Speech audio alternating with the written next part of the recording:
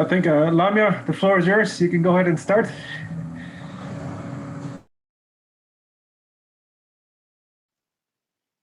Thank you very much, Enrique, Ambassador Chenet, Ambassador Robson, Ambassador Morande, dear participants and colleagues. I'm really delighted to be with you for this important event on regional development with indigenous communities.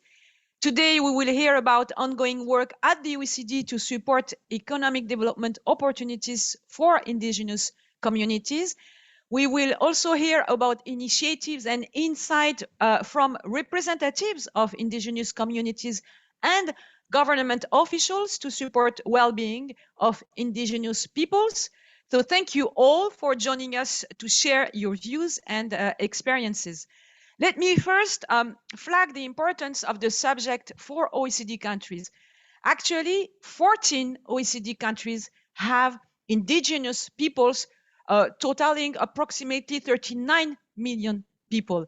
And our data show that across far too many indicators, income, employment, life expectancy, educational attainment, there are significant gaps between indigenous and non-indigenous population. And according to the United Nations, while indigenous peoples represent about 5% of the world's population, they comprise 50% of the world's extreme poor and 1/3 of the rural poor. And because of the high concentration of indigenous communities in specific places, this topic is of great importance to the OECD Center for Entrepreneurship, SMEs, Regions and Cities, and its Regional Development Policy Committee, the RDPC. And at the specific request of country delegates, we have now a dedicated program on indigenous population and regional development, including in the committee's program of work. So this program started almost 4 years ago when we launched a first of its kind project called Linking Indigenous Communities with Regional Development. And this project includes the first comparative evidence about indigenous well-being at subnational and national levels. We published a first synthesis report last year and launched a series of country case studies. The first ones were on Sweden, Canada, and Australia.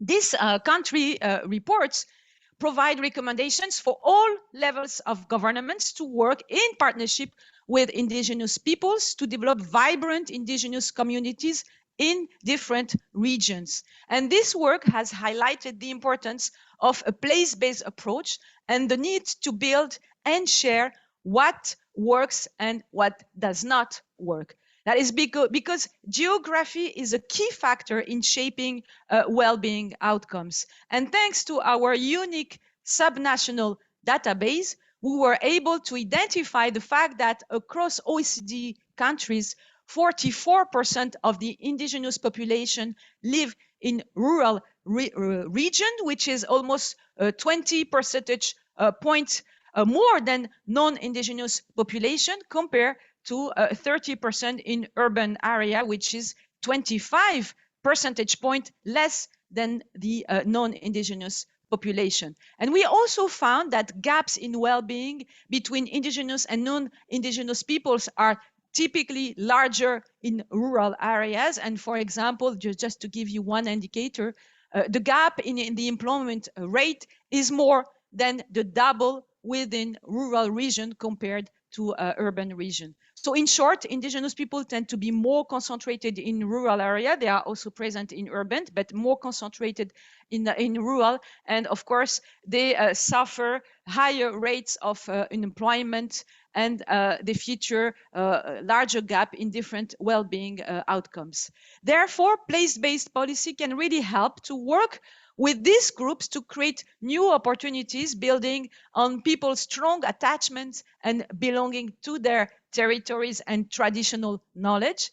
And the fact is that too often, unfortunately, indigenous people are not taken into account in regional and rural development policies. So our program has developed a kind of framework to support member countries in their efforts to promote sustainable economic and community development for indigenous peoples, anchored in self-determination and place. And this framework emphasizes four key dimensions, providing guidelines and recommendations for each of them. So first, it provides, for instance, recommendation to improve data governance related to indigenous population. And this is perhaps one of the most critical areas, because this is subject of controversy, which requires much more better evidence. And Enrique Garcilaso, in his presentation later, will tell you more about this. Second, this framework addresses the question of how to create an enabling environment for indigenous entrepreneurship and small business development at the regional and local levels. The third dimension of this framework relates to the conditions required to improve the indigenous land tenure system.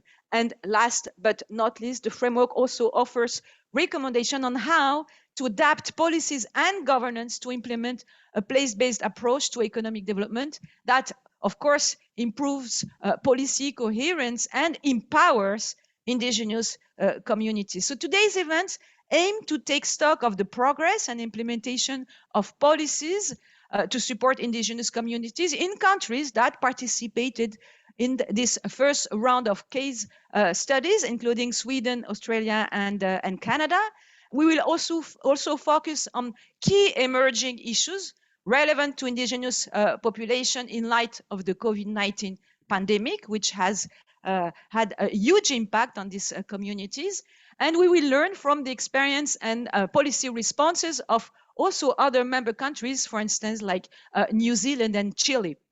Going forward, we would like to continue to collect new data through country case studies to deepen our quantitative analysis and explore new areas of thematic work, such as, for example, access to finance, digitalization, or how to attract private investment to indigenous communities. And today's discussion will also help to get a sense of which are the really important and timely issues to address. We also plan to host future events like today's to bring together national, local, and indigenous stakeholders across countries. And within the OECD, one thing that is happening now that we are actually witnessing is that this subject is attracting more and more the interest of many more members. So we are going to start this seminar with opening remark from three very, very committed ambassadors from Canada, from Australia, and Chile. And this will be followed by a presentation of key findings and recommendations of the report that we published last year, linking indigenous communities with regional development. Enrique will make a presentation ahead of a panel discussion with indigenous leaders and organizations, as well as intervention from OECD member countries on policies and priorities for indigenous development. We will also have the opportunity to listen to other colleagues from the OECD, from three other directorates, the Education Directorate, the WISE Center, and the Economic Department. They will give us an overview of their work on these issues. So now I'm going to stop and I'm going to invite the first ambassador, Madame Madeleine Chenet, Ambassador of Canada to the OECD, to deliver her opening remark. Ambassador, the floor is yours. Well, dear Lamia, it's a heck difficult to follow. You're with your energy and opening this session. So thank you for this opportunity to speak and everybody. And I'd like to say hello and thank you for everyone to join this important discussion today. I want to take this opportunity to really thank the OECD for organizing this session. Like, we've got such a great agenda ahead of us. And I'd like to thank also for all the great work that have been done so far in furthering indigenous economic development and well-being. I wanted to take a moment to honor Dawn Madahi Leach, one of Canada's Indigenous leaders in economic development. She has been very supportive of the OECD's work, and she will have some words on the work she has been leading based on the OECD's recommendations. Meanwhile, my colleague Christopher Duchesne will speak more to the specifics of Canada's suggestions on how we move forward on the project idea of the OECD that could further Indigenous well-being. But I wanted to take a moment to talk about the horrific findings of the remains of hundreds of children at the sites of former residential schools in British Columbia and Saskatchewan. The findings have rightfully pressed Canadians to reflect on our country's historical failures and the injustices that still exist for Indigenous people and many others in Canada. Prime Minister Justin Trudeau said that we, as Canadians, must be honest with ourselves about our past, and that we must recognize that here in Canada, there are still people who don't feel safe walking the streets of their communities, who still don't have the same opportunities as others, as you were explaining, Lamia, and who still face discrimination or systemic racism in their daily lives. Being myself married during 25 years with a Métis and therefore close to my Abenakis mother-in-law, I have a personal commitment to help find solutions in this terrible situation. Last week, on July 1st, on Canada Day, our nation's birthday, we saw many Canadians take time to reflect on how that may happen. Canadians realize that there is a long way to go to make things right with Indigenous peoples. There is much work to do beyond what Canada has already done through our Truth and Reconciliation Commission and adopting into law the United Nations Declarations on the Rights of Indigenous People, which took place last month. It is in this spirit that we come here today with ideas to engage to further work at the OECD. So thank you and have a great session. Merci, Madame l'Ambassadrice. Thank you so much. We're very grateful for your support and engagement to support this project at the OECD. The next ambassador is Ambassador Robson from Australia. Please, Ambassador, the floor is yours. Thank you, Lamia, and hello, everybody. I do have another speaking slot later in the program, so I will make this very brief, and in the interest of time, I just want to thank the OECD for their work on this report and for this event. But also, I think it's important that I acknowledge here the Indigenous leaders that worked on the Australian case study and participating in the launch event we had a few months ago. It was a great event. And so in the spirit of reconciliation, I just want to say that the Australian government acknowledges the traditional custodians of country throughout Australia and their connections to land, sea and community. And we pay our respect to elders past and present and extend that respect to all Aboriginal and Torres Strait Island peoples today. So I really do want to acknowledge the work that Indigenous leaders have done on this project, and I'll have a bit more to say about that in my intervention later on. But thank you again for the opportunity to speak, and I hope we have a good event. Thanks. Thank you so much, Ambassador. Now I'm going to call Mr. Felipe Morande, Ambassador of Chile to the OECD. Please, Ambassador. Thank you very much, Lamia, and thank you for the invitation to speak today. Certainly, this is a very good initiative. Almost 13 of Chile's population recognize itself as indigenous, and they are distributed in 10 different peoples. The Mapuche is the most numerous, 4/5 of the total, but there are others known worldwide, like the Rapa Nui that live in Easter Island, the Aymara, which descends from the Incas, and the Kawascar and Yagan that live in the Patagonia and who met Charles Darwin in the 19th century. Unfortunately, as in many other countries, with time, significant social and economic gaps have grown between the indigenous peoples and the rest of Chile's national. As it happens worldwide, in Chile, poverty's prevalence is higher for indigenous peoples than for non-indigenous people. The average national poverty is 8.6%, and among indigenous peoples, it goes up to 14.5%. It is also more probably to be extremely poor if you belong to one of these groups than otherwise. When looking at multidimensional poverty, indigenous peoples also tend to be poorer than non-indigenous, in particular because of the precariousness of housing in rural areas. Indigenous population is concentrated in the lower income quintiles, 60% in Q1 and Q2 versus 42.9% for non-indigenous population. There are also gaps in terms of access to education, in particular concerning higher education. Differences are more acute when we differentiate between rural and urban areas. Multidimensional poverty of indigenous people living in rural areas stands more than 20 percentage points above that of not indigenous. This is why we are so much interested in the work undertaken by the Rural Development Unit and the Working Party on Rural Policy at the OECD.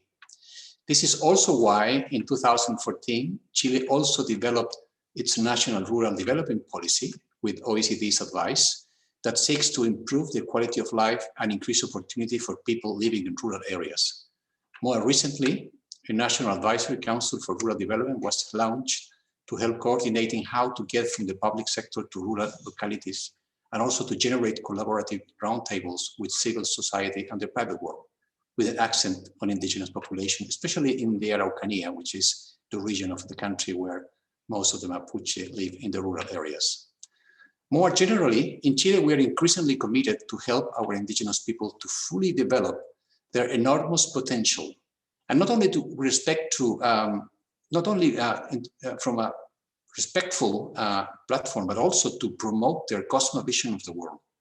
But of course, this must go hand in hand with allowing them to grasp economic and social opportunities that come with well-designed public policies. So we are very much interested in pushing for wider OECD agenda on indigenous people, an agenda that starts in rural development, but that then moves to social and environmental issues, where we have to learn a lot from them. To have the OECD as its best, that's the point. And not, of course, only for the indigenous people in Chile, but also in the other 13 member countries of the OECD that have indigenous population. Finally, let me note a recent development that signals how the issues around indigenous peoples have risen in social and political appreciation in Chile.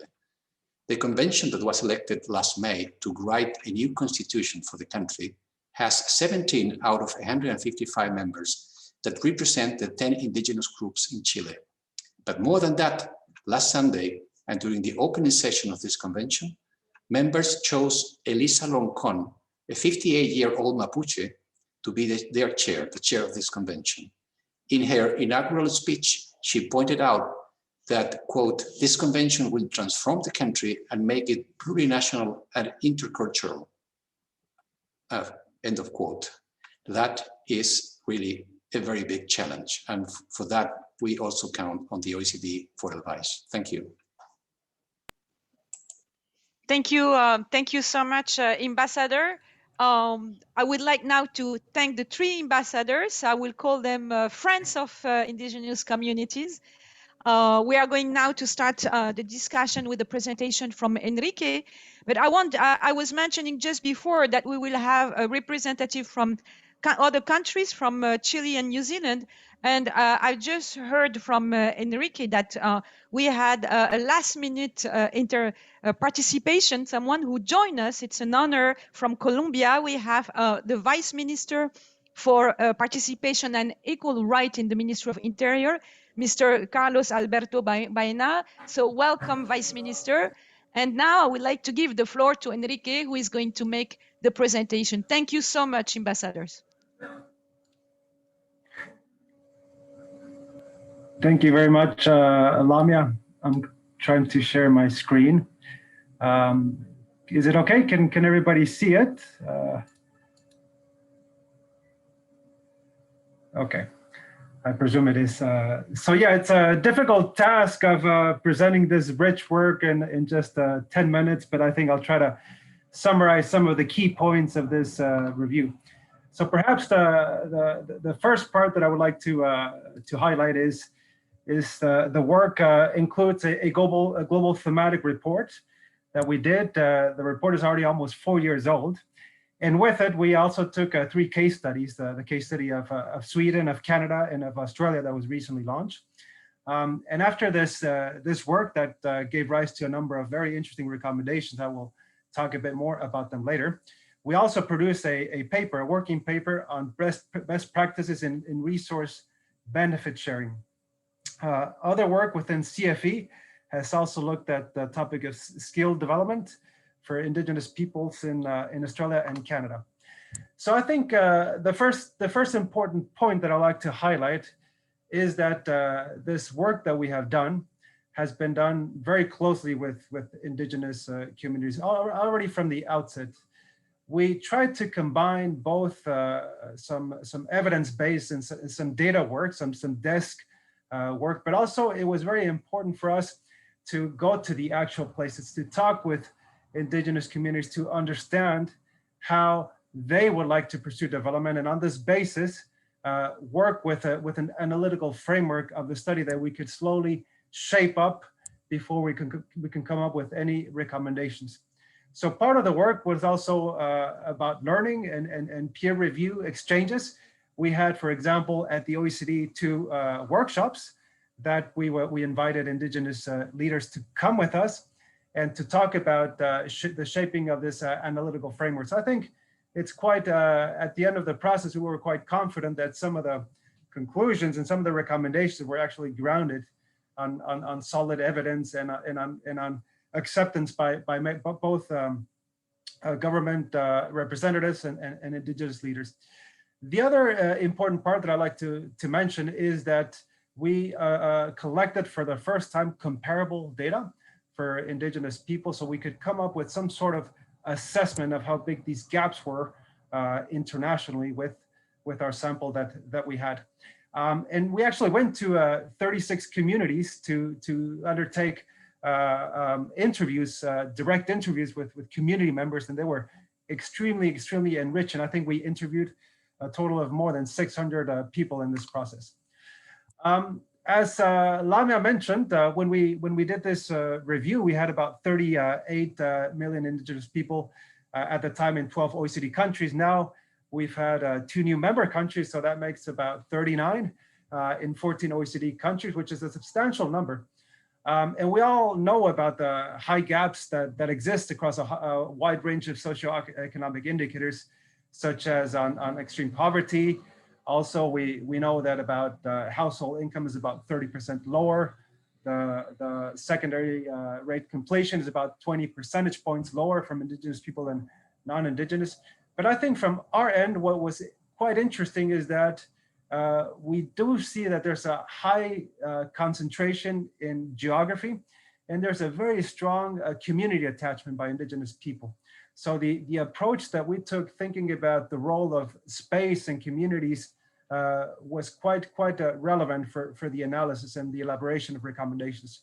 For example, there's about 44% of Indigenous people living in predominantly rural, against 30% on urban. So there's a higher location on rural communities. In just 5 countries where we did the analysis, these include Canada, US, New Zealand, Mexico, and Australia, they represented about 75% of the Indigenous total population. They were only concentrated in 35 regions. So this is very specific and very geographically confined, the location of Indigenous communities. And we also discovered that the gaps between Indigenous and non-Indigenous tended to be much higher in predominantly rural regions than in urban. So I think we kind of thought that the role of space and community was quite important for the policy design.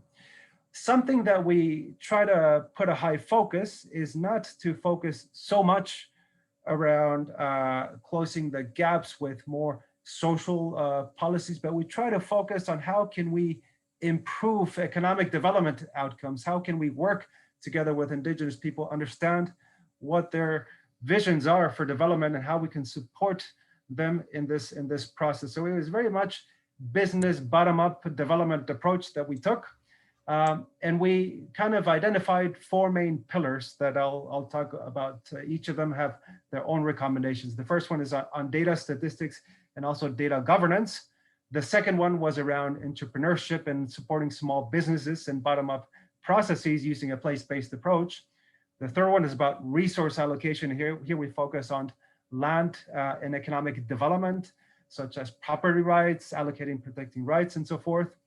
And the fourth one was on implementation and governance, that I'll talk a little bit about it later.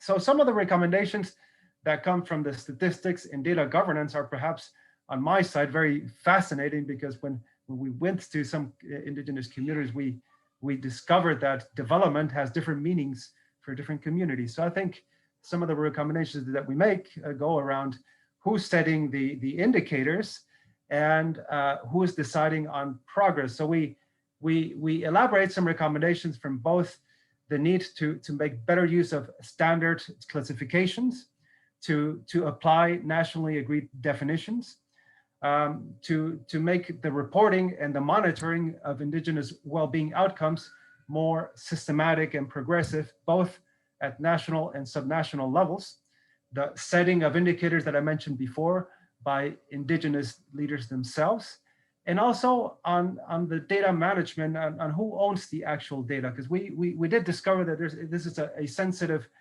issue on who is actually the owner of the data. So we provide some recommendations on this front as well. In terms of the second one around entrepreneurs and small businesses, we focus a lot on the SMEs and the businesses, and here also on the collection of Indigenous business data, on how we can enable a place-based approach, looking at some of the enabling factors such as infrastructure skills and innovations, but at the same time that development approaches and visions are based on Indigenous values, and they are aligned to some of the key factors that we have identified that bring development. There's a big component on increasing access to finance, and also on how to build entrepreneurial skills and capacity. We also make a number of recommendations on improving public procurement policies targeted for Indigenous businesses. Around the land and resource allocation, there's a number of, this chapter is very thick and very legal, but I think we made a number of interesting recommendations around recognizing, protecting, and allocating Indigenous land rights. Also tools to activate and support development, how to facilitate investment and open up markets for land, and how to ensure the participation of Indigenous peoples in the decision about the projects that affect their own traditional territories. And finally, on the fourth pillar, there was about policy coherence and empowering Indigenous communities. We talk a lot about enhancing coordination, both horizontally at national and local, but also across levels of government, and how to better integrate regional development efforts with those in Indigenous communities, how to create opportunities for meaningful engagements across the different areas, and also how to strengthen capacity for Indigenous-led organizations. So obviously these four areas, I made a summary of some of the recommendations. The report is very, very rich. And within each of the three case studies that we did, we go even deeper to the context of each of the three countries that decided these. Now, what I find interesting is that even though we've done this report already 4 years ago, this is a start. I think we're very interested on having events such as the one today to find out how governments and Indigenous leaders have advanced on some of these recommendations. We would also like to think about developing new case studies in countries that we haven't done yet. We're also interested on elaborating new thematic studies on having these sorts of events as something that occurs systematically. The first one, we decided to do it, but we hope that countries can come and host future events. And then also on the elaboration of data. I mean, we have already a large database that we did before. It's sitting in our hard drive. So I think we can also think about how to socialize and supplement some of that data. So I think there are numerous possibilities to move forward. And I think that concludes my presentation. And thank you again for your attention. So I think that after my presentation, I'll give it back to Lamia for some words.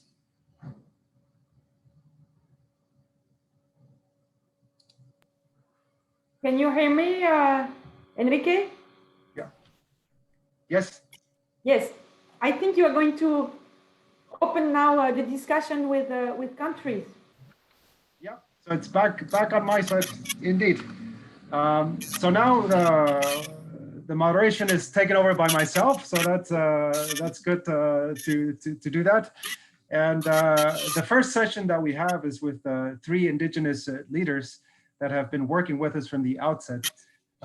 So for me, it's very interesting to see understand a little bit how each of these, the leaders from each of these three countries have advanced on some of these recommendations. So without further ado, I'll give the floor first to Mrs. Dawn Madavi Leach from Canada. Please, the floor is yours. Miigwech, thank you, Enrique. Well, Bidabin Dishnakas, Jijak Dodem, Nadom Nising Donjaba. Miigwech, thank you for the opportunity to address member states today on the important issue of Indigenous economic development and this important project. I wish to take this time to acknowledge all of you from your respective homelands and Indigenous territories. I'm speaking to you from my family's ancestral lands of the Anishinaabe territory in central Canada. I also wish to thank the Canadian ambassador for acknowledging that Canada is still in a state of grief from the findings of unmarked graves of children on the grounds of former residential schools. To address these injustices, I truly believe it is important today that we take a new path, one that includes a focus on Indigenous inclusion and equity. We appreciated that the global Sweden, Canada, and Australia reports were the first time that the OECD explored Indigenous economic development. There is a broader point that I would like to make, and that is that this project, beyond the research work itself, which was conducted in a respectful way, it actually allowed Indigenous nations and leaders, elders and youth to gather and discuss good practices and the barriers that we face. It also acted as a conduit for international Indigenous to Indigenous dialogue through the nomination of Indigenous peer reviewers. For example, this approach allowed for Indigenous leaders from the Sami Parliament of Sweden, from Australia, and from the United States of America to participate in the case study missions to Canada and to strengthen ties between Indigenous nations of Canada and the members of other countries to benefit all. I cannot emphasize the importance of the fact that this approach allowed Indigenous peoples in their own voices and on their own territories to actively participate and lead the discussion of our on economic development. As a peer reviewer myself, I was able to learn firsthand about the similarities we share and the advances that my Indigenous brothers and sisters were making. This helps us build upon each other's successes and learn from the efforts that may have gone off track. There are several excellent recommendations for what governments in Canada can do to empower Indigenous peoples to support their economic development. But due to limited time, I will only highlight a few, but Enrique did a really great job as well in summarizing, where he discussed the need to address gaps in data collected by Indigenous governments and their right to our right, I should say, to maintain the control of our data assets.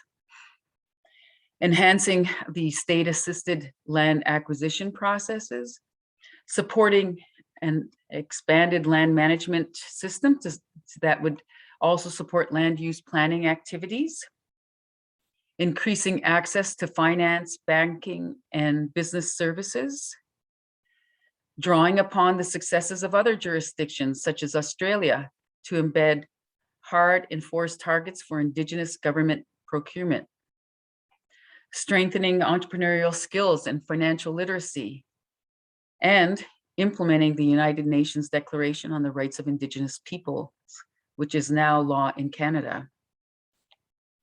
We really learned a lot from each other during these the peer review work.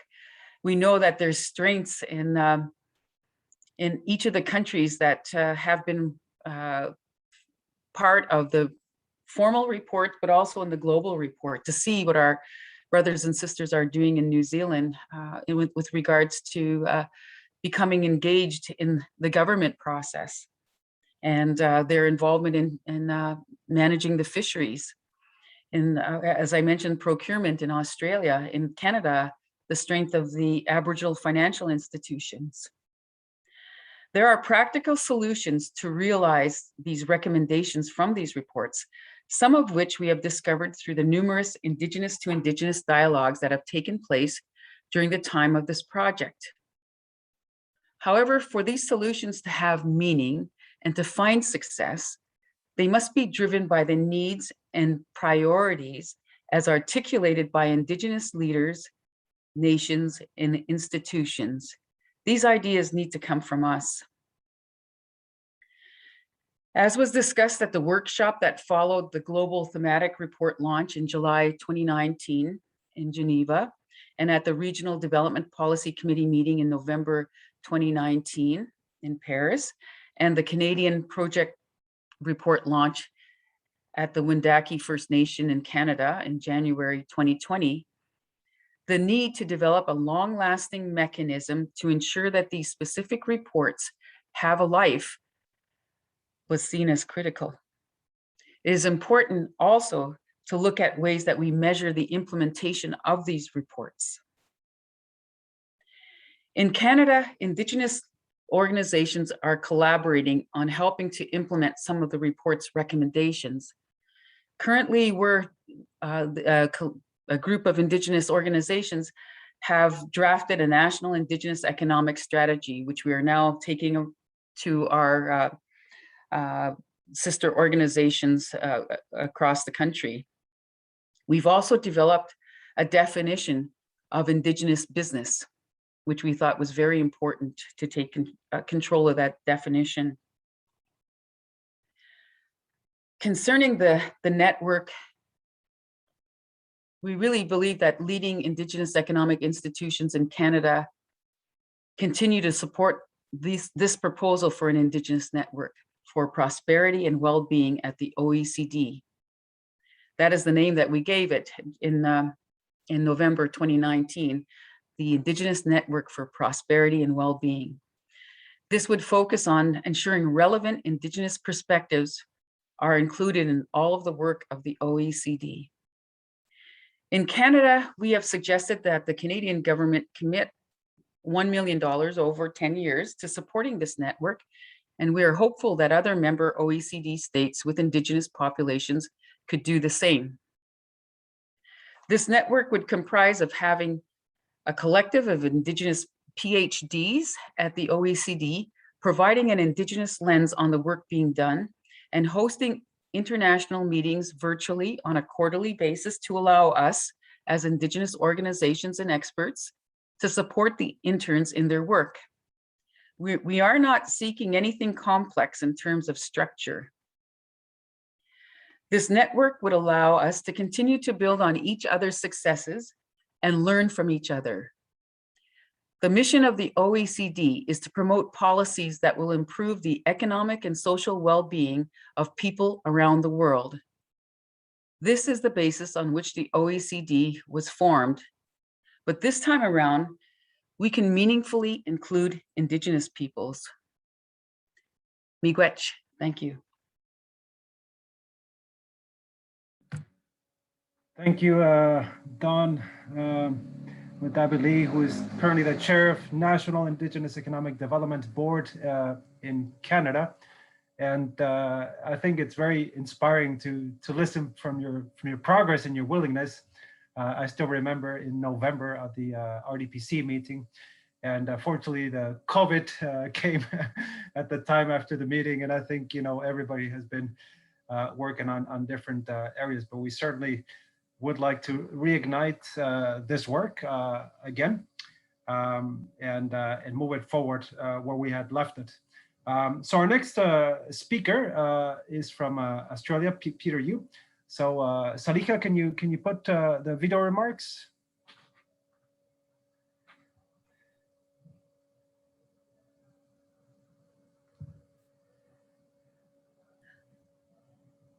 think we're having some.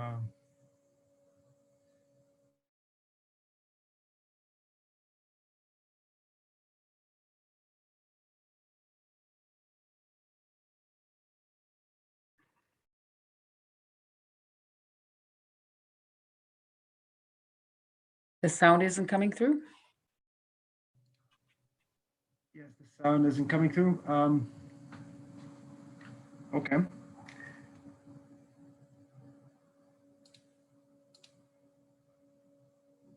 Let's see if we can fix the sound.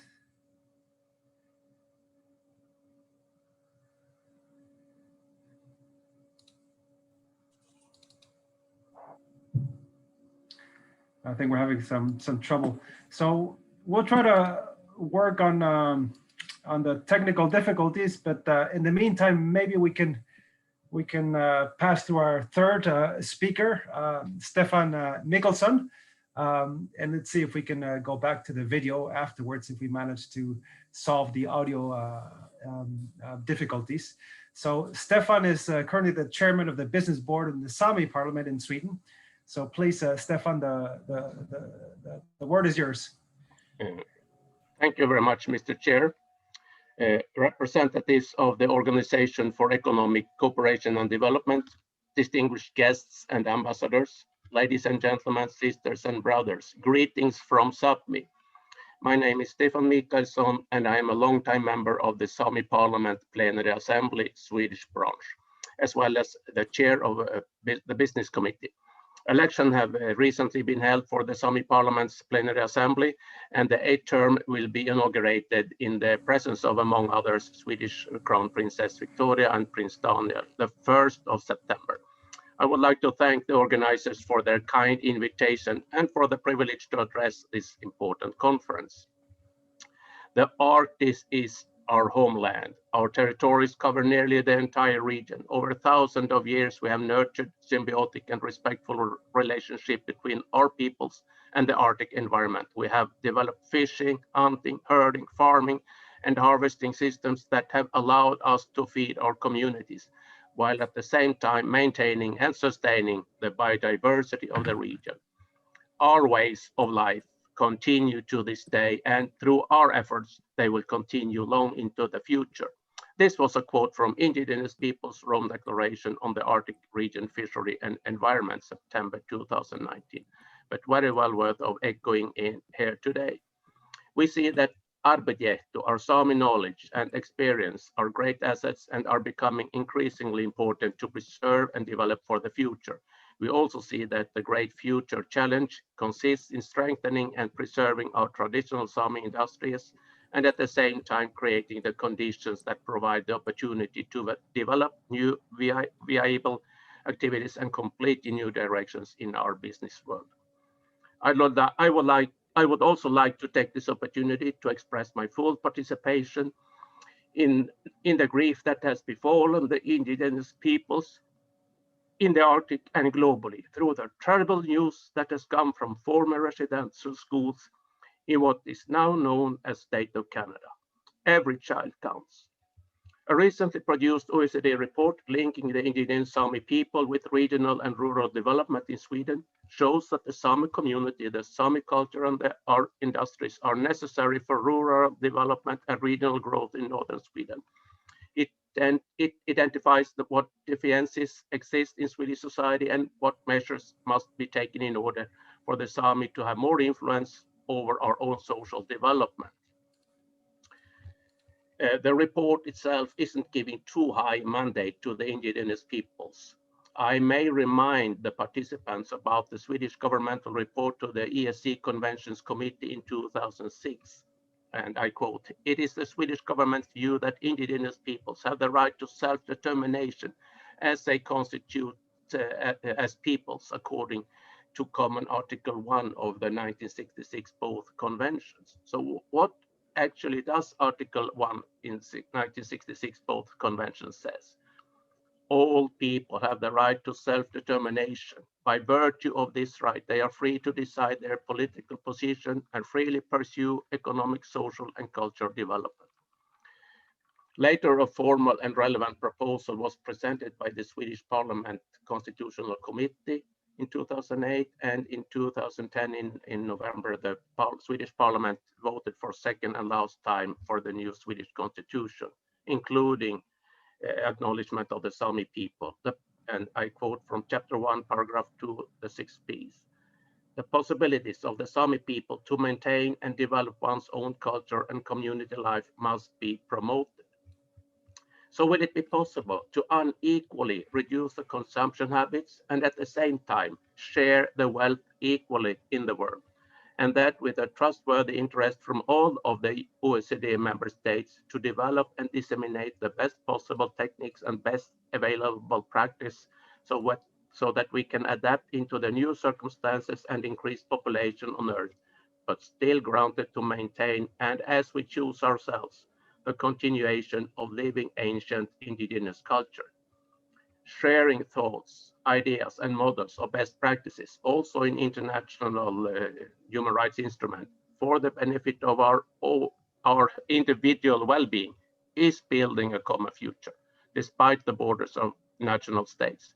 And it is for us, indigenous peoples, that such a development increases possibility to survive the turmoil of global warming and endure the escalating climate change.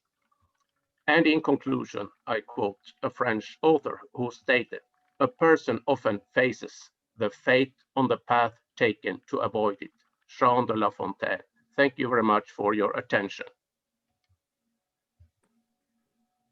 Thank you very much. I think we're working on the technical issues for a couple of moments, but I want to take this opportunity maybe to do a bit of a dialogue with both interventions. And I was going back through the documents. Do we have?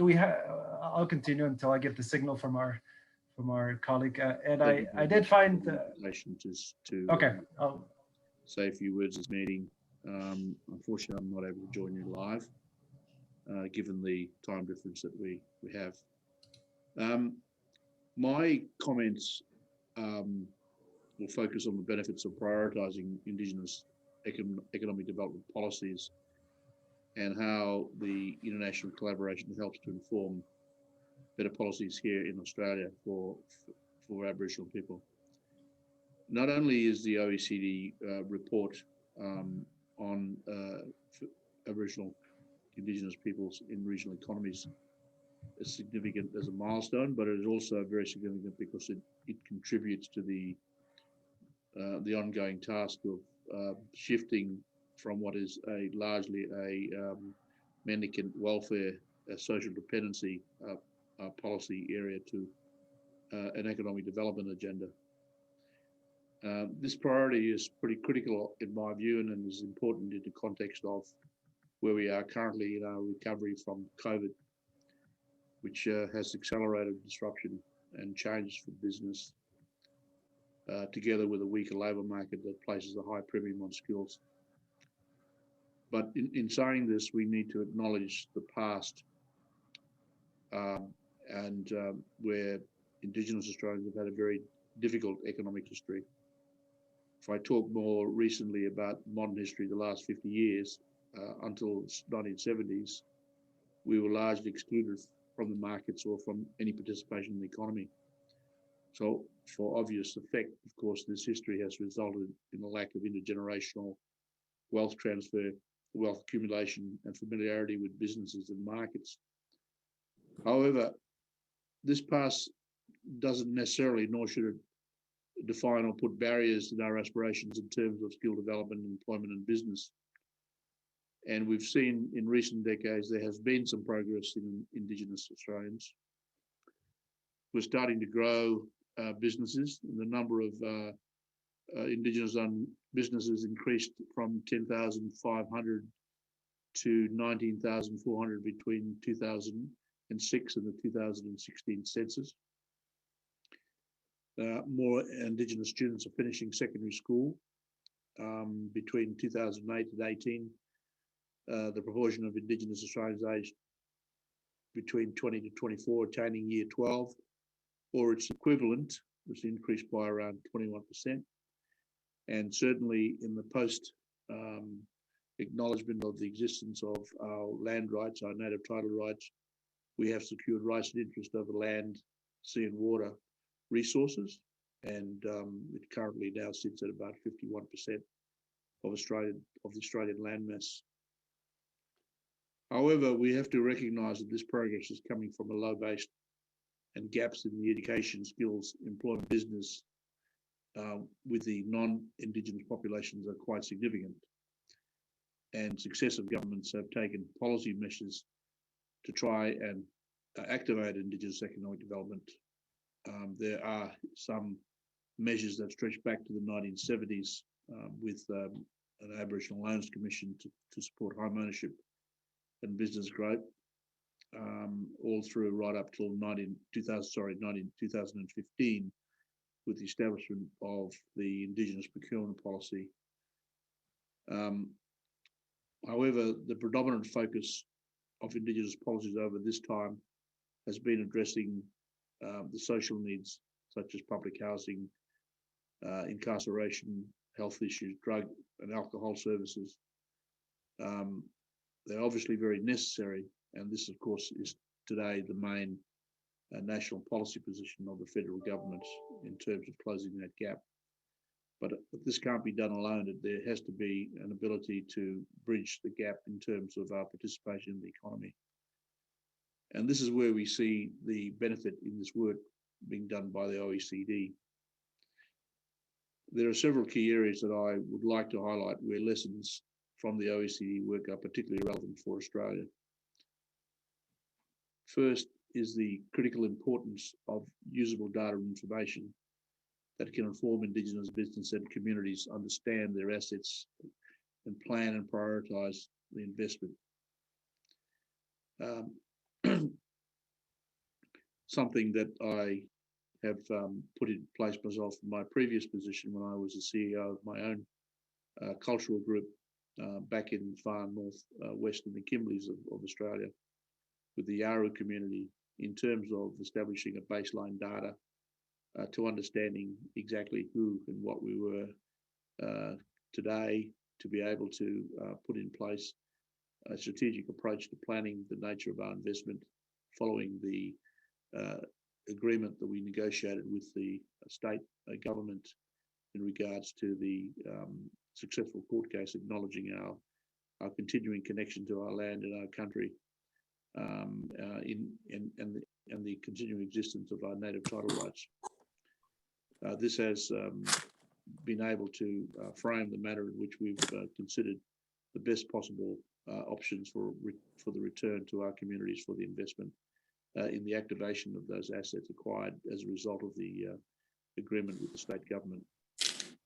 Secondly, the report focuses on Indigenous entrepreneurship. And this has enormous benefits, including the activation of assets and more jobs for Indigenous people. The OECD report emphasises the importance of local institutions that can combine intensive business development support and preferential access to finance, creating a better Indigenous business environment.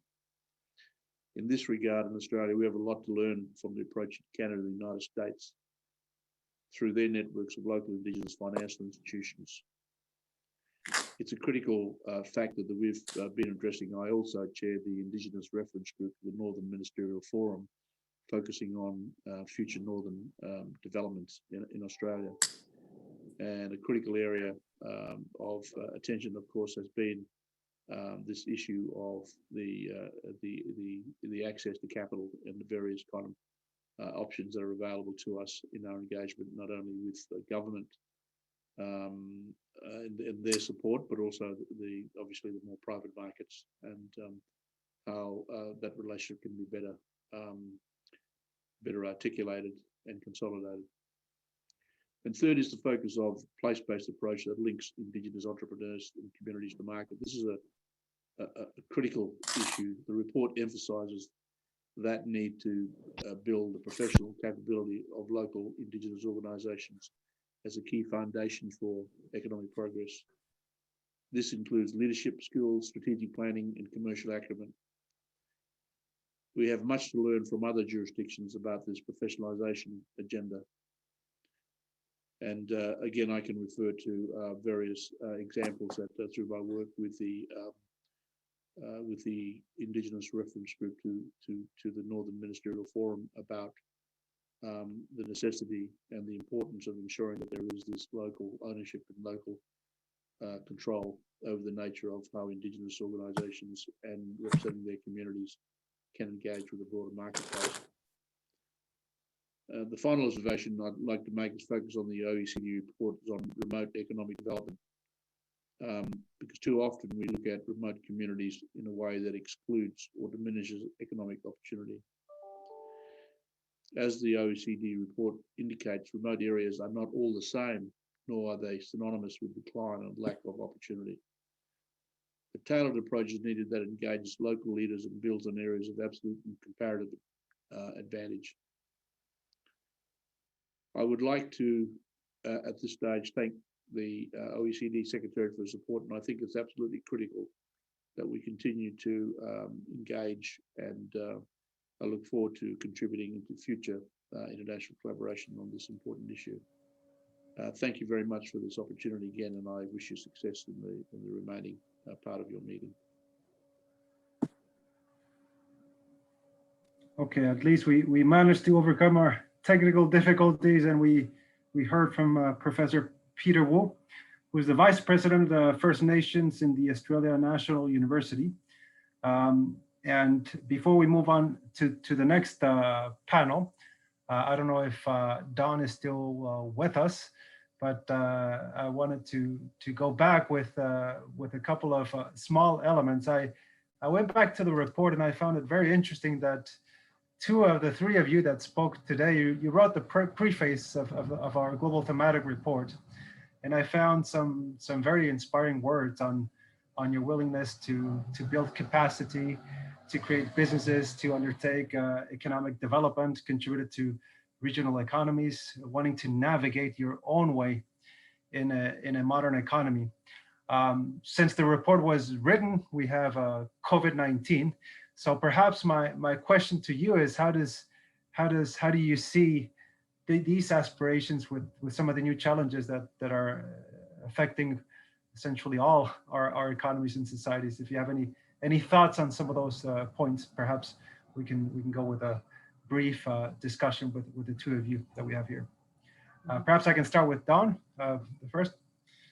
Yes, you know, I think that as we discussed, and as I mentioned in my intervention, is that we've always foreseen that we would have a virtual type of a network, because that's really, we foresaw the need for that before COVID, but now we've become experts at doing virtual meetings, I think. And the thing is that we would like to have that continue and facilitate it. We see that we've been able to overcome the barrier of time and distance. I could tell you that when I see Stefan, I see Richard, I see Peter, we've all become friends because we all feel that we need to pull together to work. And I see Alicia as well from CCAB, my counterparts from other organizations, but we all work together to try to make a difference, an economic difference. To me, I feel that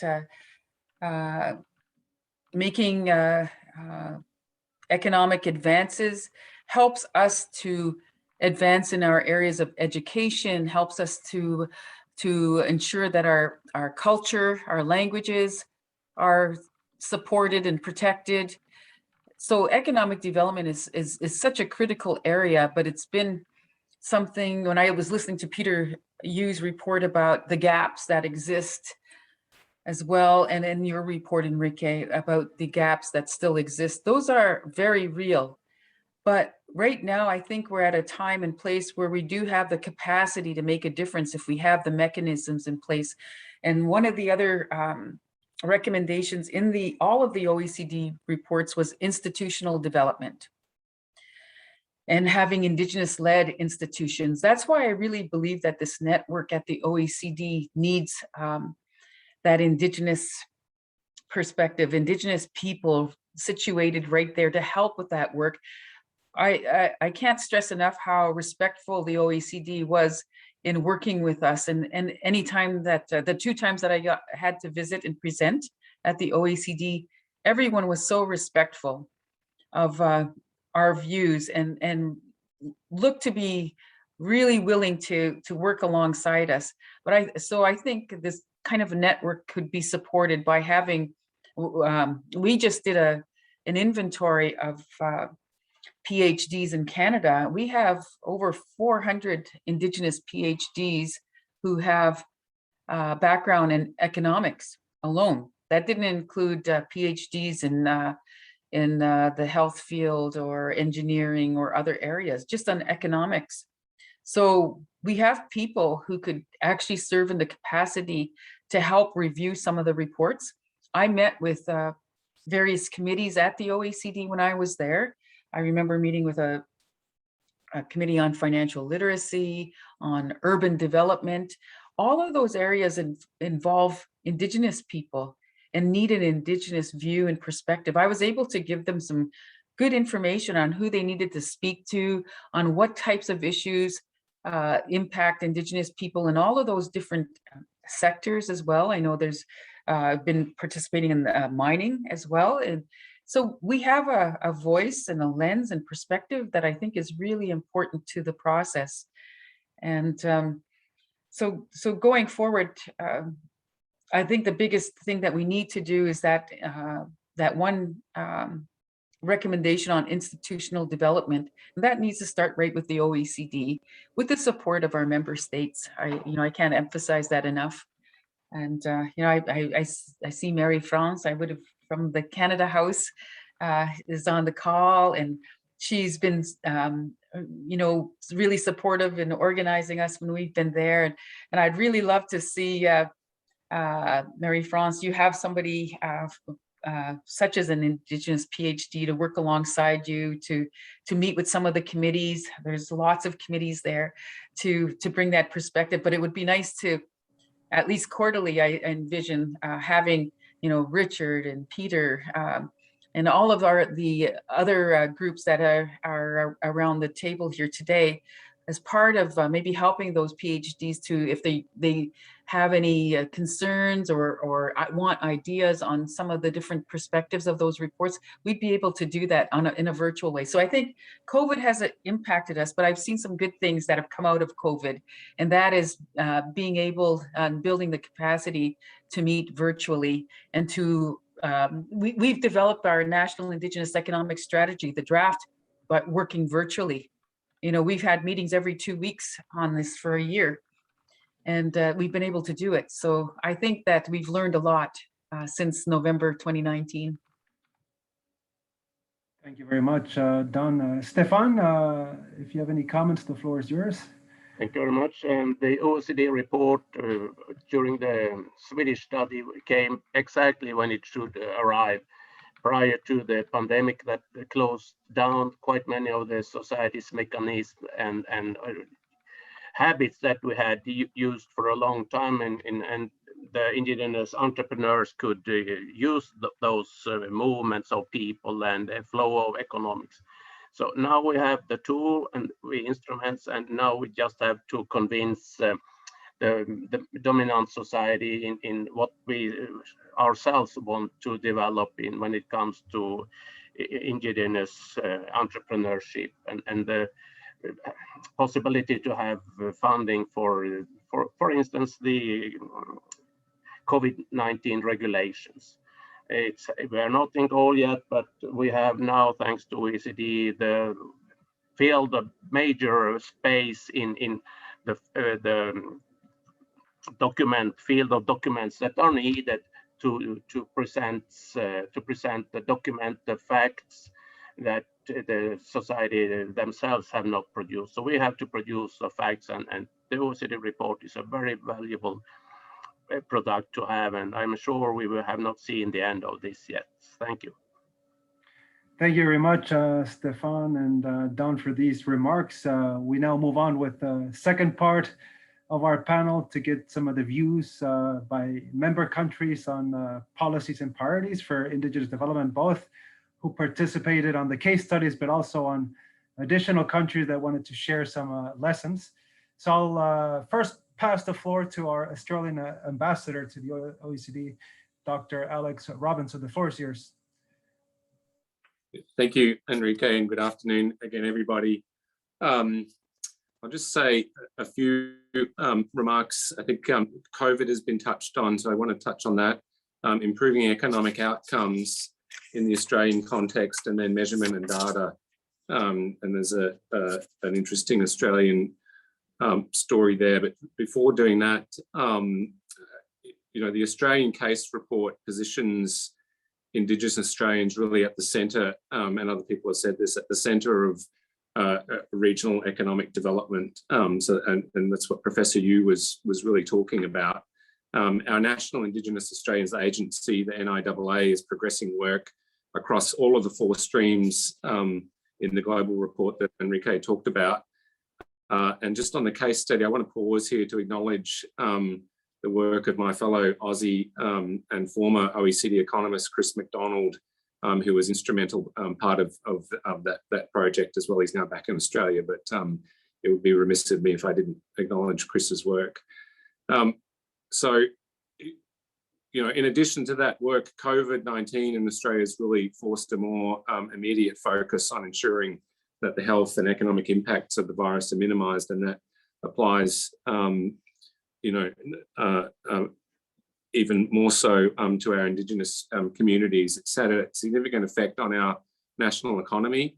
The recovery, though, now is well underway, but we do know that Indigenous Australians, due to higher levels of socioeconomic disadvantage, are particularly vulnerable directly to the virus itself, but then also to the economic impact. So that's why the government took a decision very quickly to direct additional resources towards managing the health and social and economic impacts of the pandemic on Indigenous Australians.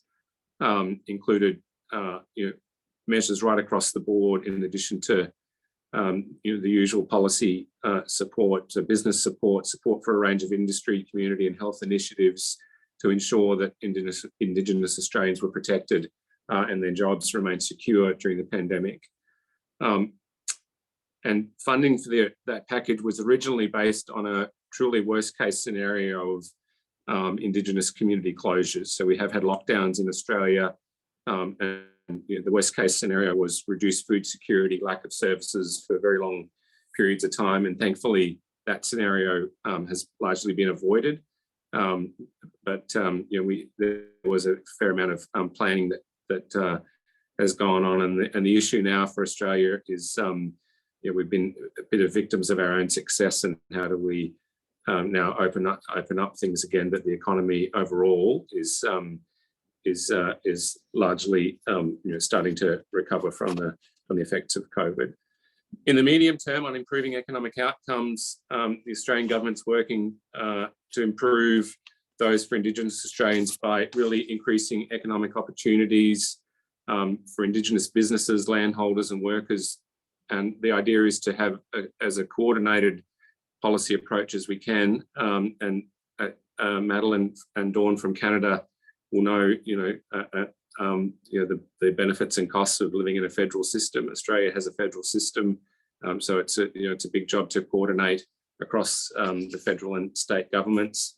But it's really based on the idea that markets and private enterprise are key to empowering Indigenous Australians, and they combine both the overarching national initiatives and then a tailored place-based approach and mechanisms at the local level to leverage those local opportunities, as the OECD report envisages. So, for example, on entrepreneurship, Australia has a comprehensive approach that involves demand and supply side support for Indigenous businesses to grow and entrepreneurs to transform their ideas into business reality. So I think Dawn mentioned, on the demand side, we have Indigenous procurement policy, which sets mandated targets for Australian government spending on Indigenous businesses. And we also have a framework with mandated targets for employment on infrastructure projects for Indigenous Australians. On the supply side, we're improving Indigenous business capability, building networks, access to finance, and increasing entrepreneurship. And we're also working on those issues that others have mentioned on land development, local institutions, and empowerment. I could go into all of those in detail, but in the interest of time, I'll move on now to measurement and data. And so this is, one area, I think we've emphasized this in other areas of the OECD, where it's great to have, a vision and to be ambitious and to have good policy intentions, but really in the end, it's outcomes that matter here. And there's a favorite quote from Thomas Edison of mine that says that a vision without execution is a hallucination. So gathering data and statistics are a vital part of the policy, of evaluating policy and having that accountability. And in Australia, what we've done is to work to ensure that there's a strong Indigenous ownership and co-design of the relevant data systems and mechanisms. We've developed an information repository to assist with reporting on our Closing the Gap initiative that's already been mentioned. And that's, if I could describe that in a few words, it's a commitment to achieving equality for Indigenous people on a range of social and economic indicators within a generation. But importantly, the gaps that we're seeking to close have been defined by Indigenous representatives themselves. And the idea is that creating a shared commitment and a shared responsibility will work better than other approaches. And in addition to that, we're also, and you would think this would be obvious, but it's a new initiative working with the states and territories, and they will have to report annually on their progress. And our Productivity Commission, which is probably our top economic think tank, has been tasked with gathering that data, making it publicly available, distributing it in a way that's easy to understand and informative. And they'll undertake an independent review of progress every 3 years. So that puts a lot of rigor around it, and hopefully that will improve accountability in that area. And it's really important because the data is telling us that there's so much more work to do on those indicators. Indeed, on some of the Closing the Gap indicators, the goals are just not on track to be met. But then that means we can focus resources into those areas, and it's important information. So to conclude, as I was telling, I think a lunch of ambassadors the other day, there's some really stubborn policy issues here. And that's why we look to institutions like the OECD to help us learn from other members, from Indigenous people in other countries about what works, but just as importantly, what doesn't work. And Enrique, the other day, you were saying, and I agree, that we should always emphasize the positives and celebrate successes, but we shouldn't be afraid of acknowledging policy failures. It's hard, but unless we do that and find out what doesn't work, then it's difficult to try to improve outcomes. So we need to explore ways to improve things, or if they don't work, just scrap them and try something else, but it needs to be informed by the evidence. So look, thank you again for the opportunity to speak. I'll finish there. Australia looks forward to continuing to work closely with all of you on improving outcomes for our Indigenous peoples. This is a great event, and there's been a few of these, and I've really enjoyed them. So looking forward to future work in this area from the OECD. Thank you. Thank you very much, Ambassador Robson, and thank you for your country for supporting this work. We're very grateful and thankful for this. I'll pass the floor next to Christopher Duchesne from Indigenous Services Canada. Please, the floor is yours. Thank you very much, Enrique, and thank you to the OECD. Thank you, ambassadors. Thanks to the Indigenous representatives on the call. It's a pleasure to be here, especially thanks to Dawn Madabi-Leach. And I see that she just posted the fact that an hour and a quarter ago, our Prime Minister announced the first ever Indigenous Governor General for Canada, Mary Simon, a very distinguished Inuk from Northern Quebec, from Nunavik, who used to be the Canadian ambassador to the Arctic, now becomes Governor General. So very encouraging news in otherwise very difficult times, as various representatives from Canada have noted. I'd like to say that I'm coming to you from Ottawa, from our nation's capital, on the traditional territory, the unceded traditional territory of the Algonquin Nation. And I recognize their historical and current and future tie to this land. Just want to provide so I'm the Director General of Economic Policy within the Department of Indigenous Services Canada. And have worked in Indigenous economic development for a long time, and just want to recognize the OECD for having taken this project on that is really quite groundbreaking from the very beginning. Casting back 10 years, 8 years even, I think it would have been unheard of for a project of this magnitude focusing on Indigenous economic development to take place under the auspices of the OECD. So it's really a huge step forward. Indigenous Services Canada, and there are two major federal departments dedicated solely to Indigenous issues, is Indigenous Services Canada, that is the service delivery and economic development arm of the Government of Canada, and Crown Indigenous Relations that works on the negotiation of land claims, of comprehensive claims and self-government agreements. So they're two ministers in cabinet. There is also a minister specifically dedicated to Northern Affairs, who is responsible for development, federal involvement in development in the three territories. So just reflecting on the linking Indigenous communities with regional development project and the recommendations it made.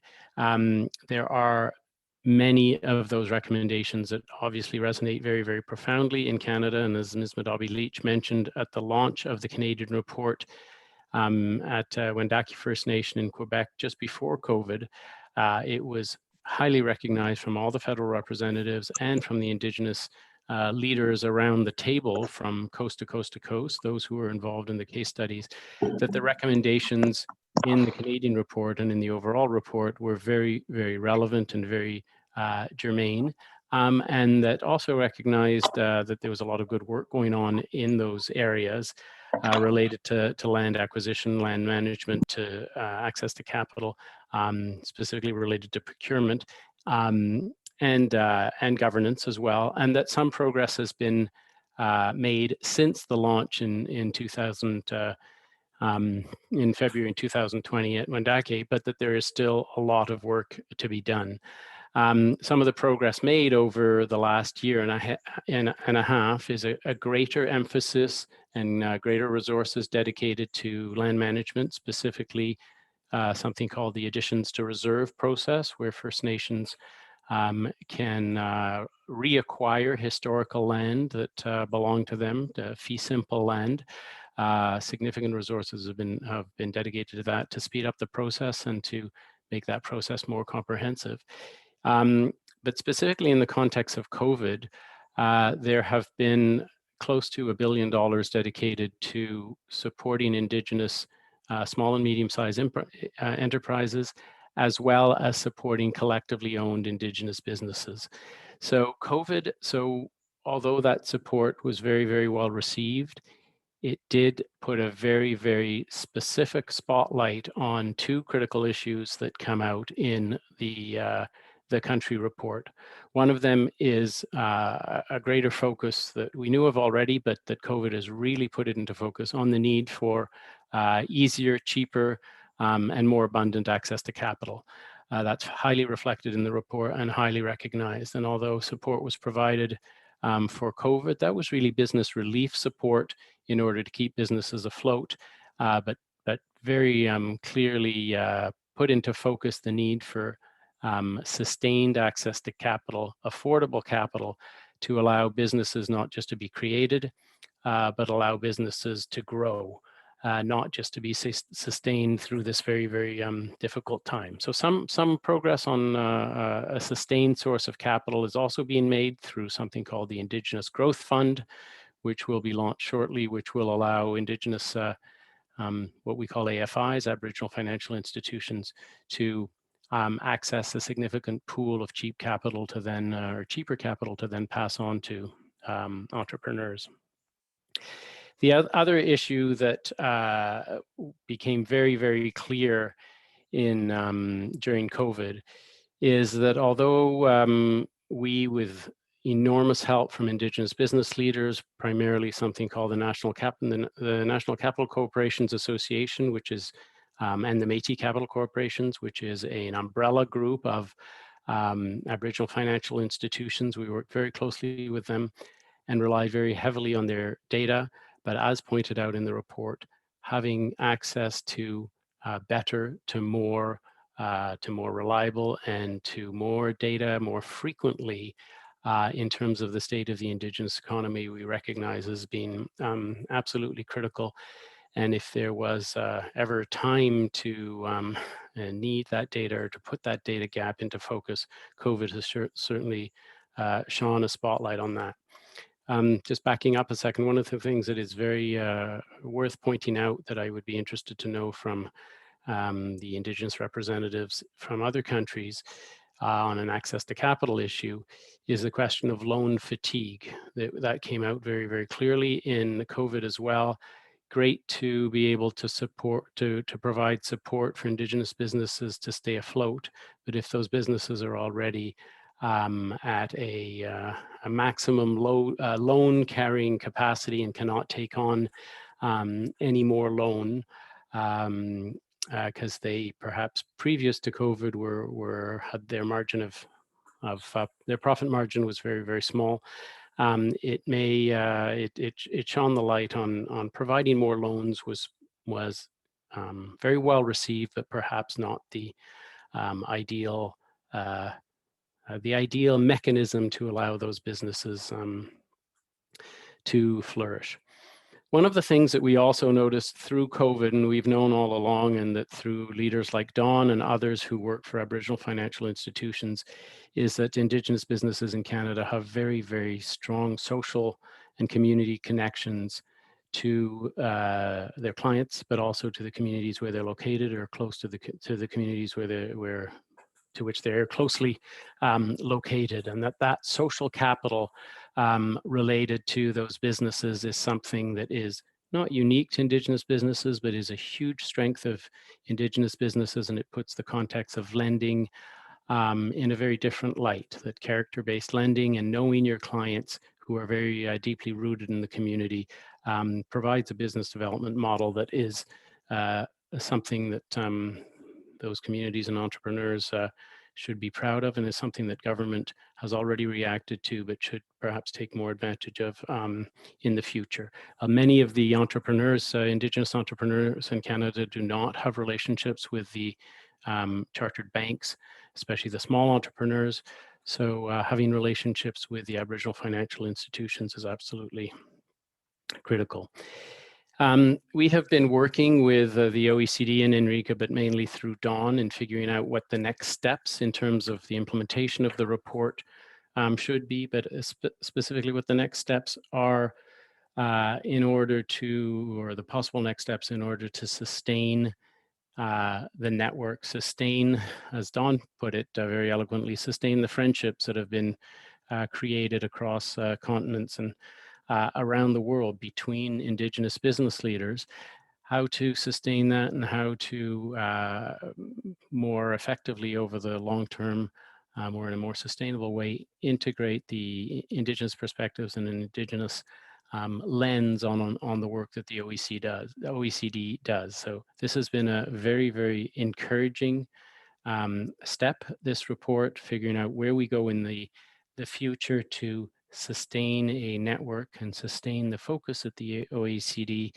has committed to putting and has put on their work through this report is still a discussion ongoing, but something of great interest to us at Indigenous Services and great interest to other economic development departments in the federal government. That being said, it's very as I'm sure every other government, especially coming out of the pandemic, is strapped for resources, that battling for resources and prioritizing where we put our efforts on economic development or anything else Indigenous related is always critical and always poses a challenge to figure out how we can come up with the appropriate resources to support effective projects in the context of there being a lot of competition and competing priorities.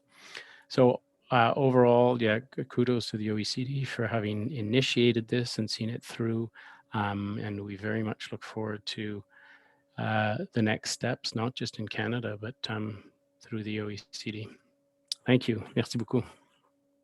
Thank you very much for this comprehensive intervention. It was very rich on many dimensions, and I know we're running short on time once we have very insightful comments. So I'll pass the floor now to Olga Igor, Advisor on Indigenous Services to the Minister of Agriculture, Chile. The floor is yours.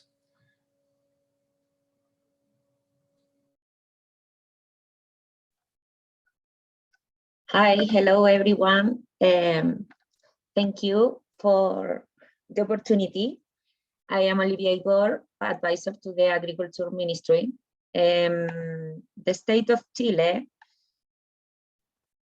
has great challenge to advance in indigenous policy, which were grouped into 3 clusters: effective participation, land restitution, and territorial and institutional governance. Regarding effective participation, what was mentioned by the Ambassador Felipe Morande on the Constitutional Convention and 70 seats reserved for indigenous peoples is a bigger step. However, progress must be made in the representation that can materialize in the National Congress. In the second point about land restitution, it has been announced by the President in matters of land that a land registry will be carried out in the region of the La Araucanía through a tender with national or international university institutions that will allow us to determine once and for all with precision how much land has been handed over to indigenous people, what is the current situation of that land, its productivity, how much land is still to be handed over. But it's urgent to update and modernize the institutionally for indigenous people.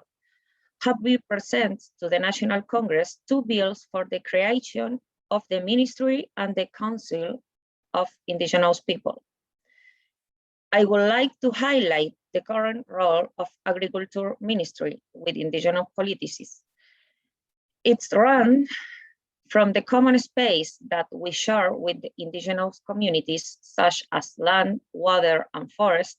We want to be an instrument to advance towards a better quality of life for them. In productive development, through the coordinated territorial deployment of agriculture service and collaboration with other public institutions, promoting access to financing, innovation, food processing, and commercialization, particularly in small farmers. And strengthening the dialogue through the provision of participative instance to search for comprehensive solutions and the strengthening of internal capacities to enhance a relationship with people and communities, fostering respect, commitment in value of the culture, knowledge, and worldview of indigenous peoples. We reiterate our interest to work on a study to give a boost to a national strategy that unifies the different initiatives that have been developed in Chile, taking advantage of everything that has already been done and trying to nurture with best of international experience. And of course, with the participation of indigenous peoples, according to the Indigenous and Tribal Peoples Convention that ratified by Chile. Thank you. Thank you very much for these useful comments. And without further ado, I'll just give the floor to Richard Jeffries, Special Advisor from Maori in New Zealand. And I believe we must be close to 2:30 in the morning in New Zealand. So we really appreciate your efforts to connect live with us. The floor is yours. 3:30 a.m. Kia ora tata, he me nui kia tātou katoa. I'd like to acknowledge my Indigenous brothers and sisters, their sacred and spiritual places, their mountains, their rivers, their lakes and oceans and all their lands, and also want to acknowledge their ancestors. Ngā mihi nui. I'd also like to acknowledge my good friend Dawn Matabee Leach and Kate Russell representing New Zealand at the OECD today. My name is Richard Jeffries. I'm a special advisor in the Māori economy team at Te Puni Kōkiri, the Ministry of Māori Development. I'm also a descendant of Ngāti Te Kōrehe, Ngāti Raukawa tribes of the Indigenous Māori people of Aotearoa, New Zealand. Thanks to the OECD for allowing me this opportunity to participate, and I want to share some of the work underway here. Social procurement for Māori is a new priority for the New Zealand government and a significant new intervention. Following in the footsteps of the USA, Canada and Australia, social procurement targets for Māori were set in November last year. The initial 5% mandated target provides catalysts to help lift Māori businesses as we work to ensure supply side capacity can meet the greater demand expected from government procurement. Acknowledging Enrique's 2019 OECD report, I'll use its recommendations as a framework for my comments about a few examples of the work underway here in New Zealand. Recommendation 1, improving Indigenous statistics and data governance. As a result of new statistics work underway here, we have recently identified a number of key statistics not previously known to us. The Te Mate Pairua report was published in August last year and pulls together the latest data capabilities and processes towards better understanding the Māori economy. I'll share just 2 of the newly discovered statistics the report uncovered. First, the report identified that just 6% of businesses in New Zealand are Māori owned. So when compared to the Māori population of about 17%, this confirms we have a gap of about 20,000 Māori businesses if we are to gain parity. Highlighting the scale of the challenge ahead, we now know the baseline and can set targets for growth against that baseline. Second, the report confirms that Māori-owned companies employ more Māori staff than non-Māori companies. 22% of Māori-owned companies employ more than 75% Māori staff compared to just 2% of non-Māori-owned companies, and this helps confirm the benefits of standing up more Māori-owned companies as we also try to address long-standing Māori unemployment disparities. More detailed, granular statistical analysis is now being developed in order that we have better tools to underpin policy as it evolves.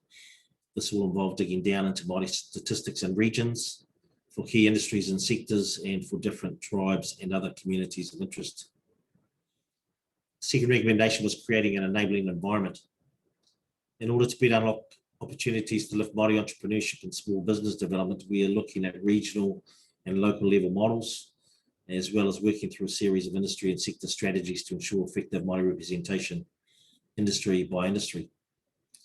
We are currently reviewing and developing policy for improved outcomes and capacity building, governance models, Indigenous business incubators and accelerators, digital opportunities, improving Māori business networks, access to capital, and education and training to employment policies for Māori, all key components in the Māori economic ecosystem. This work will all help improve the enabling environment to fast-track Māori entrepreneurship and business development. Recommendation 3 was improving the Indigenous land tenure system. The New Zealand government is currently reviewing the key piece of legislation here, Te Ture Whenua Māori. Although this is not the first review of the legislation, there is a sense that with each review, the situation is slowly improving. This time, however, the work is being conducted alongside economic development policy work that is a focus on supporting growth amongst Māori land trusts and incorporation, the primary landowning entities in New Zealand. And the final recommendation was adapting policies and governance to implement a place-based approach. Our development approach will be inclusive, diverse, and led from the bottom up. In the coming months, we will be engaging across the country with Māori communities, tribes, sub-tribes, companies, entrepreneurs, and others to help us co-design, co-shape, and develop a Māori economy ecosystem that will improve policy coherence and maintain a focus on empowering Māori. This bottom-up approach will culminate in 2023 with the delivery of a Māori Economic Summit, what we call a hui taumata, and this will be just the third of its kind in the last 35 years. The summit will help confirm the major policy shifts underway. Finally, in terms of the broader OECD work program, I would like to support Dawn's comments and reaffirm New Zealand's previously expressed support for the inclusion of Indigenous policy issues and voices in the OECD's work, and that New Zealand would like to see Indigenous inclusion expand beyond regional policy to other aspects of the OECD's work. I look forward to the ongoing sharing, learning, collaboration and interaction between our OECD members as we all support the economic development and well-being of Indigenous peoples. Mā te atua tātou katoa e manaaki e tiaki ngā mihi. Thank you. Thank you very much. And again, thank you so much for making the effort despite the time change.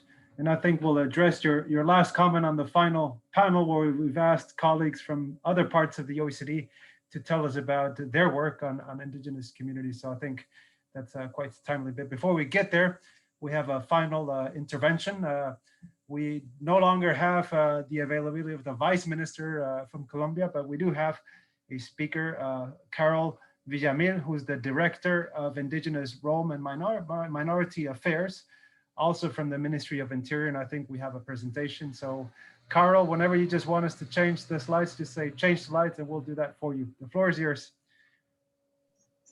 Good afternoon, and thank you for this opportunity. I would like to thank the Organization for Economic Cooperation and Development for hosting this event and providing an opportunity for exchange and dialogue about socioeconomic policies to address equality, opportunities, and well-being for Indigenous people. I extend greetings on behalf of the Interior Minister, Daniel Palacios, to the many representatives of countries and organizations, and especially to the representatives of the indigenous communities participating, as well as to the various technical and legal teams that have been part of this important event. First of all, I would like to share with you what the government of the President Iván Duque Márquez has done through the National Development Plan 2018-2022. In this plan, has established a specific chapter called the Agreement for Equality of Opportunities for Indigenous Groups, which aims to promote the public policies and strategies to improve equality, promote opportunities and well-being for the Indigenous people. I would like to detail some of the most important statements that the Ministry of Interior have developed in order to achieve policies to ensure the human rights for Indigenous people. Especially, I emphasize in three of them. The first, the promotion of social dialogue that plays a crucial role in democracies by allowing participatory methods that involve Indigenous peoples to resolve differences, build common understandings, and other constructive arrangements between Indigenous people and the government of Colombia. During 2020, Interior Ministry has been working at the public policy of the human rights of Indigenous people, and it has invested around $240,000. In 2021, the national government has continued making the effort to strengthen the human rights commissions and the protection measures for Indigenous people. In addition, Colombia's government has worked hard to strengthen the safeguard plans in order to restore the rights of the Indigenous people population who has been declared at risk of physical and or cultural extinction. As a result, since 2009, the government has invested in 39 Indigenous communities, more than $5 million. The second is the encouragement of the participation of women. In 2020, was created the National Commission of Indigenous Women as an instance of work to build the program of protection of women's rights who were displaced by violence. The main goal of this commission is to preserve and protect the cultural heritage through improved organizational processes, which would generate positive impacts over these women and their families. The third file is the economic and productive impulse. In 2020, the Project Bank for Indigenous Communities invested up to $6 million on projects based on the following guidelines: sustainable economic development of indigenous peoples, improvement of infrastructure, empowerment of indigenous women, training, self-government, indigenous legislation. These projects initiatives promote the quality of life by preserving and protecting their traditional practices, knowledge, and ways of life, as well as their cultural heritage of indigenous people. Thank you so much.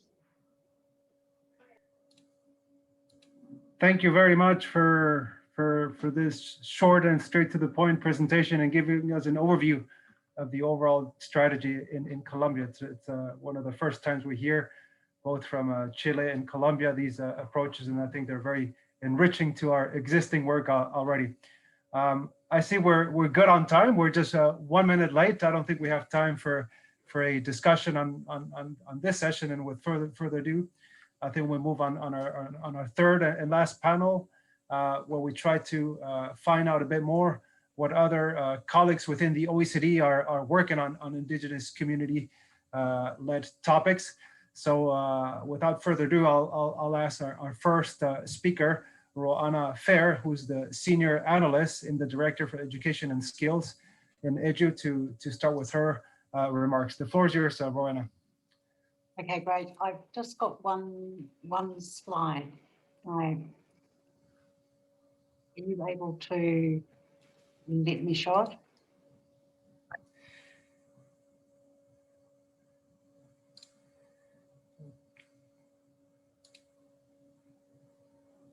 Let's see if we can do that. I don't know if Lisan and Salika, can you try to give the rights? No, I think we'll stop. We don't want to waste time. Look, thank you, everyone, for the opportunity to join you today and to listen to the previous speakers. I'm from the Directorate for Education and Skills, and we've been working since 2016 on how to help countries to improve education systems to better meet the needs of Indigenous students and their families. The work was initiated by Canada, actually, by Alberta, following the release of the Truth and Reconciliation Commission report and recommendations. It certainly fitted their request to have a focus on Indigenous students fitted well with our view that country averages, when you're looking at education, country averages often hide the realities that are occurring within those systems for particular groups of students. So we agreed to work with Canadian provinces and territories. They were joined by New Zealand, as well as some Australian states. The work takes a broad lens using a framework focusing on student wellbeing, participation, engagement, and achievement. We also draw on Professor Mason Jury's definition of success in a Māori context, and he talks about success for Māori is when Māori can participate fully in the Māori world. So picking up the point on culture that Rebecca made in the chat, but also participating fully in wider society, and he meant on the global stage. So the work has three components. One is comparative data analysis, which is critical to track progress and for accountability, and many of the speakers have emphasised this.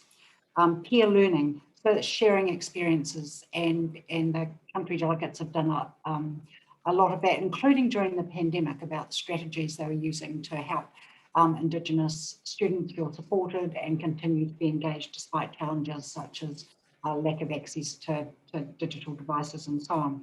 And prior to the pandemic, the program included peer visiting, so where delegates would actually go to each other's visit, one to be hosted by a particular jurisdiction who would show them the best that they were doing. So really seeing implementation in practice. And the third part is some deep dives into specific areas of common interest. This is including how education systems can better support students who've experienced adversity or trauma, which actually has a wider relevance, to other groups of students within education systems. There's been a focus on early learning about how to get responsive, high quality, in an Indigenous context, provision available to young children and their families, and learning Indigenous languages. I'm just going to pick up a point that Alex Robson made about stubborn policy issues. From my perspective, working on this for the last 5 years, I would say it's quite simple. One is that the policy responses are not well designed. They are or not well implemented. And generally that's because they haven't been developed for or in conjunction with the Indigenous communities they're intended to serve. Secondly, they're just too small. We see these little pilots that are never going to affect things at a system change. Too late, waiting until students are just about to leave school before any additional measures are put in place, and not sustained. So things start and they don't continue. So, too small, too little, too late. It's never going to add up to system change. It's pretty easy to see that across jurisdictions. The group is open to new members, and we would love to hear the perspectives and experiences of other education systems, and I know the delegates would also appreciate that. So feel free to contact me if you think your country might like to get involved. Thank you. Thank you, Rowena, for these remarks, and we'll pass now next to Laura Fleischer, our colleague from the new Center for Wellbeing, Inclusion, Sustainability, and Equal Opportunity. The floor is yours. Thanks so much. So yeah, thanks so much for this stimulating event, and congrats to the team for organizing it and really taking the lead within the OECD on work that directly involves and engages Indigenous people. This is also, it's a very important topic that has been recognized in various of the work streams of WISE. And I'll just briefly highlight 3 of them, one that has been conducted in the past and 2 that are actually upcoming this year. So the first one was done in 2018. WISE did not exist yet. So this was conducted in the OECD Statistics Directorate, part of which then moved to the WISE Center last year. And back then we assessed the state of diversity statistics in OECD countries, including by race, ethnicity, and importantly, Indigenous identity, to come up with a toolbox and recommendations that national statistical offices can use to inform and really step up the collection of valid and reliable diversity data. And indeed, only 6 out of 14 countries with Indigenous populations collected data on Indigenous identity at the time of that stocktake. So not surprising to anyone on this call, there are significant data gaps and much more remains to be done. Many of our recommendations from that work mirror what we have heard from Enrique earlier, and that it's essential to involve communities themselves in the entire data production, dissemination, and ownership process, improve sampling techniques, and develop harmonized diversity statistical standards. The 2 projects that are coming this year or being launched this year, the first one is House Life in Latin America, which is a forthcoming report that will be launched in October, and it adapts the OECD Wellbeing Framework to reflect priorities for the LAC region, focusing on 11 countries in particular, which are Argentina, Brazil, Chile, Colombia, Dominican Republic, Ecuador, Mexico, Paraguay, Peru, and Uruguay. And this report includes a special chapter on group inequalities, which also looks at disparities between Indigenous and non-Indigenous people, as well as between Afro-descendants and non-Afro-descendant people in the region. And then lastly, also this year in November, we'll be launching an evidence scan on the well-being impacts of COVID-19 on OECD countries. And this report includes the well-being impacts of the pandemic on Indigenous communities in a few countries with available data, which at the moment include Australia, Canada, the US and New Zealand, but we'd be happy to hear from more countries on this call. If you have any data to share, to please contact Enrique or me directly. And yeah, we'll be communicating about the launches of those reports after the European summer. And thanks again for organizing this and pushing forward the agenda on this topic. And we look forward to collaborate closer with you in the future. Thank you very much, Laura, for all this rich new work that the new WISE Center is undertaken, and we can gladly also circulate it across our network once that is published. And last but not least, we have our colleague Phil Hemmings, who's a senior economist from the Canada desk from the OECD's economics department. So the floor is yours, Phil. Hello, I'll be very brief. I think the best way of describing the coverage of Indigenous issues in our surveys is we play, if you like, a voice piece role. Our economic surveys are published every 2 years, and we cover a very wide range of economic and social issues. Since around 2016, we've had a section covering Indigenous issues in one format or another. In the latest survey, we had coverage because we had an in-depth chapter on well-being, and so we understandably had a section there on those well-being issues for Indigenous peoples. I think in this sort of, I can almost safely say that the surveys will continue, including a section on Indigenous peoples. In a sense, I see there's a sort of three-pronged role we have. We can continue to underscore, to raise awareness on the scale of the socioeconomic gaps. We can report on progress in policies and also underscore the challenges looking forward. And if you like, we can help our colleagues in CFE and the education department in a sense, sometimes disseminating their messages through our surveys. So I certainly look forward to working further with colleagues in the OECD, but also experts in Canada. We had some very good conversations with people in Canada for the preparation of the previous survey. So I said a bit brief, but like I say, it's really a role that we can help in a way disseminate messages and policy, new policy thinking. Thank you very much, Philip. Very interesting indeed. And I think we're slowly coming to an end to our concluding remarks. But before that, I've heard multiple occasions Enrique's report, and just to say, I just have the privilege to present on it. But in addition to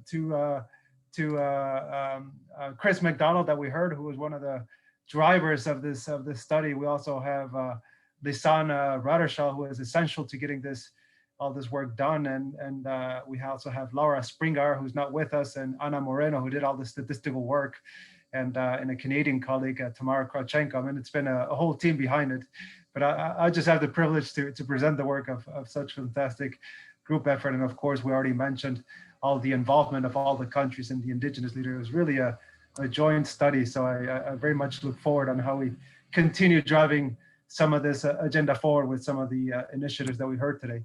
But without further ado, I'll just like to pass the floor to our new head of division, Dorothée Alain Duperret. He's the head of the Regional Development and Multi-Level Governance Division within the OECD. She is the new Alain, if you remember Alain. So the floor is yours, Dorothée. Thank you very much, Enrique. And I would like to thank you all really for very interesting contributions in this event today. I would like to thank representatives of Indigenous communities and government representatives. We had more than 10 countries represented today. I would like to thank again the ambassadors from Australia, Canada, and Chile for their leadership and support for this work. As you can see from the discussion, the OECD is strongly committed to push further the work to support the well-being of Indigenous people and Indigenous economic development. The global thematic report of the Regional Development Policy Committee on linking Indigenous communities to regional development and the accompanying case studies represent a new and complementary policy framework to the existing frameworks and rights recognitions from the UN and much needed social programs. I would like to reiterate the importance for us of working with Indigenous communities from the onset and understanding their aspirations and visions for development and supporting them on this basis. It was mentioned several times during the discussion. Our approach focuses really on bottom-up development processes, asset and resource utilization, supporting Indigenous business and fomenting entrepreneurship to support the self-determination of Indigenous communities and sustainable growth. The work has already produced quite a number of concrete recommendations, as you heard from Enrique, and it was nice really in the meeting today to hear how countries and Indigenous communities are already making progress on implementing some of these recommendations. As Dawn mentioned, these reports have really a life. So we want now to extend the work on regional development with Indigenous communities and to continue raising awareness of Indigenous perspectives across the spectrum of OECD work. Already today's intervention from the Education Department, the Economic Department, and WISE were very interesting, and it was very valuable to see how other areas of work in the OECD are relevant for Indigenous communities. From the Regional Development Policy Committee side, we really want to continue to take this agenda forward.